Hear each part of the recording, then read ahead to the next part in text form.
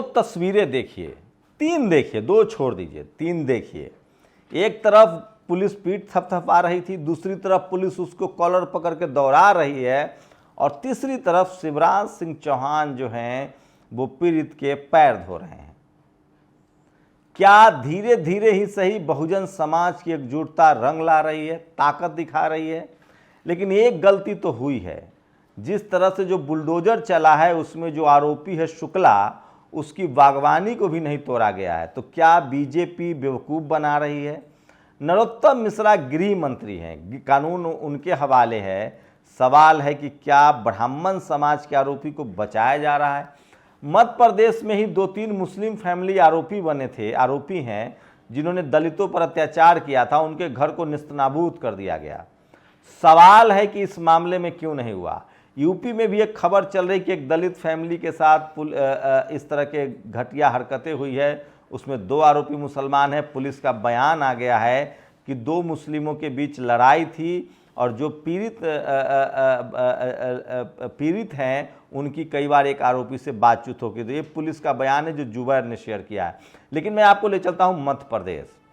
चलिए, कम से कम शिवराज सिंह चौहान पिछड़े समाज से हैं, मुख्यमंत्री हैं, उन्होंने पैर धोया, ये अच्छी बात है, एक अच्छा मैसेज जाएगा। यही काम अशोक गहलोत नहीं करते हैं। कार्तिक भील का परिवार धरने पर बैठा है। इस देश में SC ST OBC किसान जातियों को यूनाइट होना पड़ेगा और सरकार किसी की वो हो जो पीड़ित है उसके साथ खड़ा होना पड़ेगा। सोशल मीडिया पर जब आप देखेंगे तो 2 तरह की चीज़ें दिख रही है। चित्रा त्रिपाठी को बहुत दुख है कि जो आरोपी है उसको जेल भेज दिया गया, तो पीड़ित परिवार के घर पर बुलडोजर क्यों चला? चित्रा त्रिपाठी वही चित्रा त्रिपाठी है जो कल तक मामा का बुलडोजर, योगी का बुलडोजर, सब मामले में पीड़ित जेल भेजे जा रहे थे, तभी बुलडोजर चल रहा था, तब उसको याद नहीं आ रहा था। सोचिए, दिलीप मंडल ने एक केस कोर्ट किया है। ये कोलकाता के ब्राह्मण को फांसी की सजा हुई, उसके बाद इस देश में अभियान चलने लगा कि फांसी नहीं होनी चाहिए। एक ब्राह्मण की बागवानी क्या तोड़ी गई, पूरा मीडिया अब कह रहा है कि बुलडोजर वाला जो फैसला न्याय का तरीका है वो ठीक नहीं है। इसी में बिहार में एक बीजेपी के MLC पर के भी घर पर बुलडोजर चल गया और उनकी बाउंड्री वाल को ही तोड़ा गया है, पूरा घर नहीं ढाया गया। जितना जो अतिक्रमण था उसी को ढा दिया गया। लेकिन सवाल है कि इस देश में दलित पर अत्याचार होता है तो सबके मुंह सिल जाते हैं, पिछड़े पर अत्याचार होता है तो सवर्णों के मुंह सिल जाते हैं। और जब सवर्ण समाज के साथ सवर्ण समाज जो अत्याचार करता है और उसके जब आरोपी पकड़े जाते हैं तो तमाम सवर्ण पत्रकार बोलने लगते हैं। अनुराग द्वारी से लेकर चित्रा त्रिपाठी से लेकर सब लोग बोलने लगते हैं। लोग पूछ रहे हैं कि जो यूपी की मध्य प्रदेश की घटना हुई जिसमें एक शख्स ने, परवेश शुक्ला नाम के आरोपी ने जिस तरह से यूरिनेट किया, क्या इसका पूरे देश में विरोध नहीं होना चाहिए था? और अगर ऐसा हुआ तो उसके घर पर बुलडोजर नहीं चलना चाहिए था? वो तो शुक्र है शिवराज सिंह चौहान का कि पिछड़े समाज से उन्होंने कम से कम आदिवासियों का दर्द तो समझा। लेकिन सवाल है कि वो तमाम लोग जो कल तक मुसलमानों के घर पर बुलडोजर, दलितों के घर पर बुलडोजर, पिछड़ों के घर पर बुलडोजर चलने के हिमायती थे, वो शुक्ला के घर पर बुलडोजर चलने के विरोध में क्यों चले गए? इसलिए मैं कह रहा हूँ, ये देश जातियों में बटा हुआ देश है, धर्मों में बटा हुआ देश है, लिंग के आधार पर भेदभाव वाला देश है। और ये तभी खत्म होगा जब बाबा साहेब का संविधान पूरी तरह से लागू होगा, आरक्षण पूरी तरह से लागू होगा और हर जाति, हर धर्म के लोग चपरासी से लेकर chief justice, CM PM SP DM बनेंगे। आप कल्पना कर सकते हैं कोई और मुख्यमंत्री अगर पिछड़ा मुख्यमंत्री नहीं होता तो वो पैर धोता? प्रधानमंत्री ने भी पैर धोया है, पिछड़े हैं प्रधानमंत्री। हाँ, इस देश में ब्राह्मण पुजारियों के पैर धोने के इतिहास रहे हैं, लेकिन दलित पिछड़ों के पैर धोने की शुरुआत का क्रेडिट तो कम से कम प्रधानमंत्री नरेंद्र मोदी, जिन्होंने अयोध्या में धोया था, और अब शिवराज सिंह चौहान को देना पड़ेगा।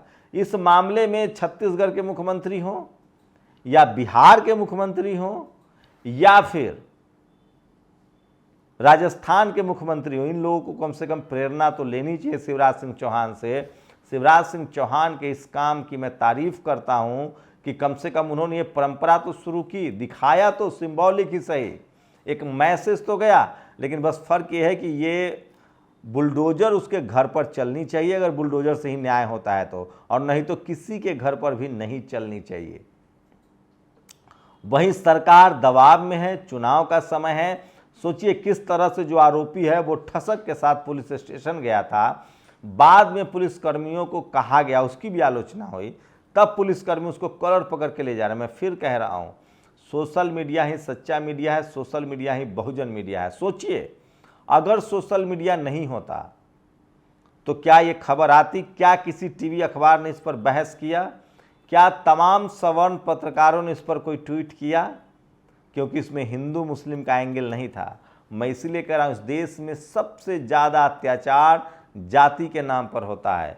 धर्म के नाम पर अत्याचार तो अभी नया नया है साहब, बहुत नया। लेकिन ताज्जुब होता है कि रवीश कुमार ने थोड़ी सी बात जाति की बोली, लेकिन तमाम लोग इसको क्राइम कह रहे हैं, जाति का मसला नहीं कह रहे हैं। क्या आज तक किसी SC ST OBC ने सवर्ण समाज पर दारू के नशे में ही इस तरह का कुकृत्य और मानवीय काम किया है क्या?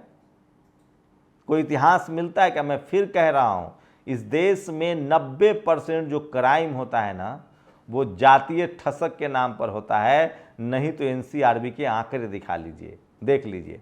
अब जाकर धार्मिक धर्म के नाम पर कुछ अपराध बढ़े हैं, लेकिन अभी भी जाति के नाम पर जो अपराध है वो छाया हुआ है नंबर 1 पर। और इसकी वजह है कि जो आरोपियों की जाति है वही पत्रकारों की जाति है, मीडिया की जाति है, ब्यूरोक्रेसी की जाति है, बिजनेसमैन की जाति है, फिल्म कलाकार की जाति है, खिलाड़ियों की जाति है।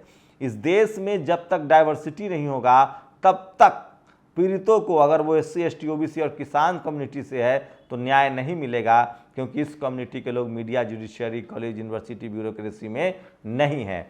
वो तो शुक्र मनाइए कि सोशल मीडिया आया है, इस वजह से ये मामला सामने आया और तब जाकर आरोपी की गिरफ्तारी हुई है। और मुख्यमंत्री को मजबूरी में ही सही एक बढ़िया मैसेज देना पड़ा कि हम इस तरह की घटनाओं को बर्दाश्त नहीं करेंगे। शुक्रिया शिवराज सिंह चौहान, आप पिछड़े समाज से आते हैं, आपने एक उम्मीद की लौ जलाई है।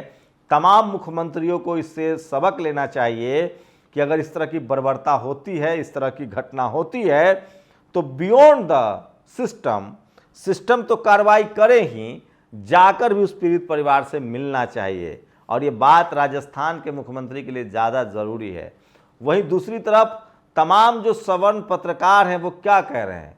भगवान ने सजा दी। अरे भगवान को सजा देना होता तो उसी समय सजा देते जब वो घटना कर रहा था। ये बाबा साहब के संविधान, IPC, पुलिस कानून ने सजा दी है। मैं इसीलिए कह रहा हूं, सजा को भगवान के भरोसे छोड़ना भी एक तरह का धोखा है।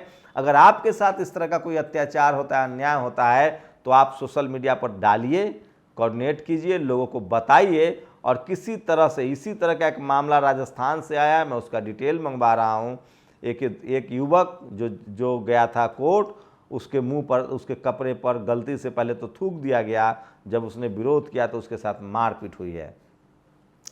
तो अब समय आ गया है कि SC ST OBC किसान जातियों के लोगों को, जिनके पास अपना टीवी अखबार नहीं है, अपने रिपोर्टर नहीं है, संवाददाता नहीं है, उन सब लोगों को, बहुजन समाज के लोगों को अपनी आवाज़ उठानी है, चीखना है, चिल्लाना है, तब तक जब तक आपको न्याय न मिले। और इस देश में जब तक डेमोक्रेसी है, वोट का अधिकार है, मजबूरी में ही सही न्याय देना पड़ेगा। और मैं फिर कह रहा हूं, इन तमाम समस्याओं का हल डाइवर्सिटी है। जब तक चपरासी से लेकर चीफ जस्टिस तक इस देश में लोग एक ही जाति, एक ही धर्म और एक ही तरह के लोग रहेंगे, तब तक न्याय की उम्मीद नहीं की जा सकती है। इस मामले में साफ हो गया है कि जो पत्रकार ब्राह्मण समाज के हों या सवर्ण समाज के, टीवी अखबार वाले, कल तक बुलडोजर के पक्ष में थे, वो अब बुलडोजर के खिलाफ हैं। क्यों? क्योंकि अब बारी ब्राह्मण समाज के एक आरोपी की है।